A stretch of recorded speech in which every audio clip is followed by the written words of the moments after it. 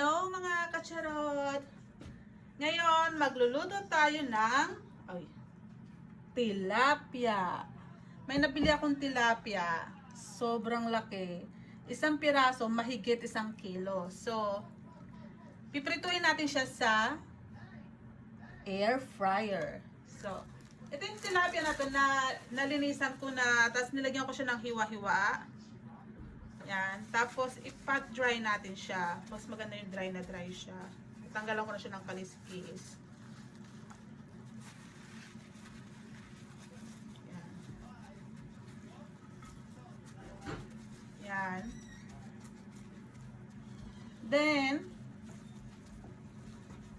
habang ginagawa ko to, pinipreheat ko na yung air fryer. So, after nito, nalinisan na natin siya. Meron akong mixture ng paminta at asin. Lagyan lang natin siya ng paminta at asin. Yan lang, guys. Paminta at asin. Lagyan natin siya dito sa may hiwa-hiwa niya.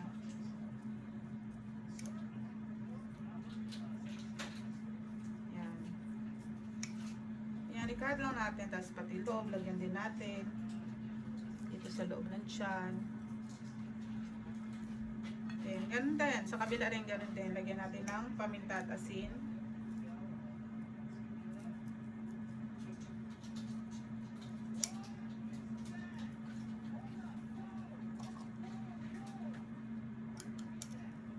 And kung meron kayong garlic, ayan, tumulog na yung air fryer. Pwede rin. Optional kung may garlic kayo. Yung garlic na dry na rin na durog-durog. Kaya lang wala ako nun. Pero gusto ko siya lagyan ng garlic. Yan. Meron ako dito garlic na, minced garlic. Optional to guys. Kung gusto nyo, lagyan nyo. Masarap kasi yung sa akin lalagyan ko siya ng garlic. Kasi mas yan. Lagyan natin siya guys ng garlic.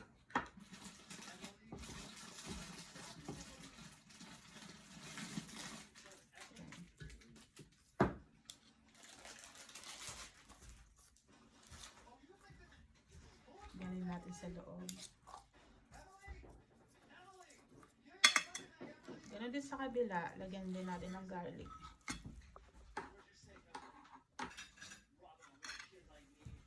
Optional to guys, kung gusto nyo, lagyan nyo din. Lagyan natin siya dito. Yan. So, after natin na malagyan ng asin at paminta, pwede na natin siya ilagay sa air fryer. So, siguro, masyado kasi itong malaki. So, gagawin ko siyang, itatry ko muna ng 10 minutes. Pero, sasabihin ko rin naman mamaya kung hindi okay yung 10 minutes, kung nagdagdag ako ng oras. So, ito na yung ating air fryer na preheat ko na. Yan.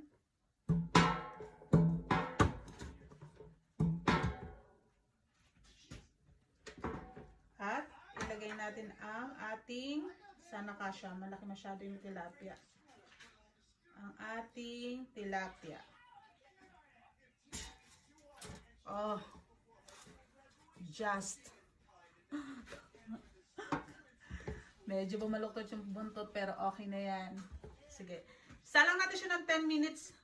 Then after 10 minutes, babalik na rin ko siya. And then, if kailangan ko magdagdag ng oras, sasabihin ko mamaya. Okay. Come on, ilagay na natin sa air fryer. Hi guys! Ayan, luto na ang ating tilapia na niluto ko sa air fryer. Yan na siya. Diba? Check natin. Sa sobrang laki niya, kasi isang piraso mahigit 1 kilo, hindi na halos magkasya sa air fryer ko. Kaya yung buntot medyo bumaluktot na. So try natin siya i-transfer sa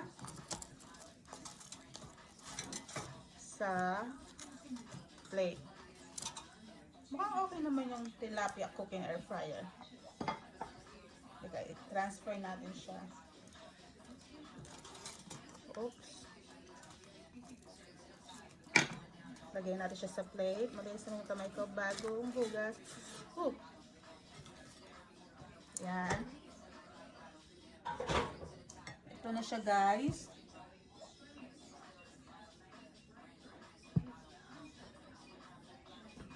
Tikman natin siya.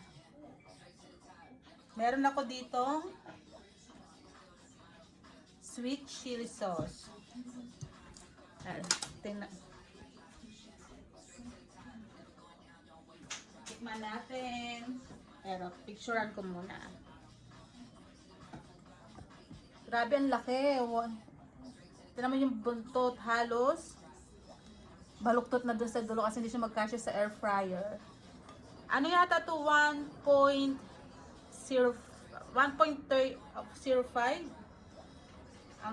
ang sambo niya. Mahigit siya 1 kilo eh.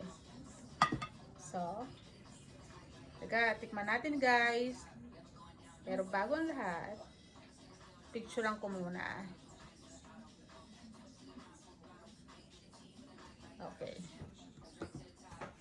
Let's have a taste. Dito tayo sa may bandang tiyan.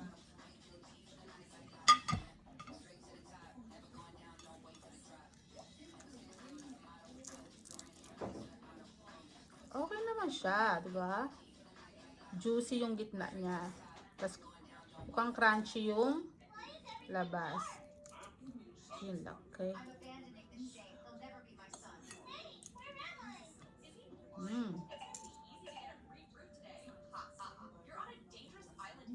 Tikman natin, sasawin natin sa atin. Ingat po sa tinik.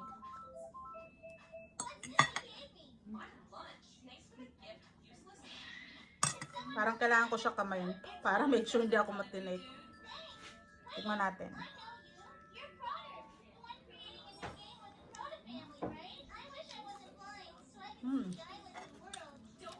Yummy siya, guys.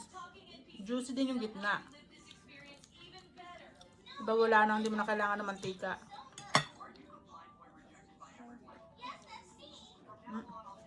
Ingat sa tinik, guys, ha. Yum. So, niluto ko siya. Total of 20 minutes. 10 minutes muna sa air fryer, 200 degrees. After 10 minutes, binaliktad ko siya. Another 10 minutes. So, bali total of 20 minutes. Mainit siya. Mausok-usok pa.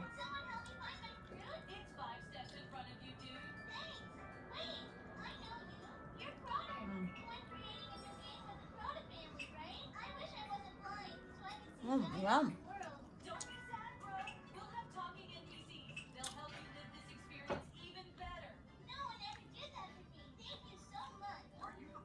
Mahirap siya kain na pag masyado mainit. Kain tayo, mga kacharot.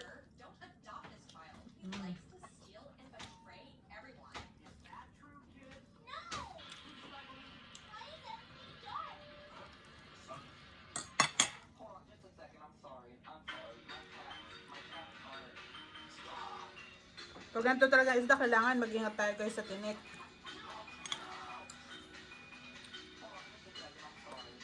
Kung malaki yung isda, malaki din yung tinik, kaya madali mo siyang makita. Juicy yung loob niya, guys, so mainit lang talaga.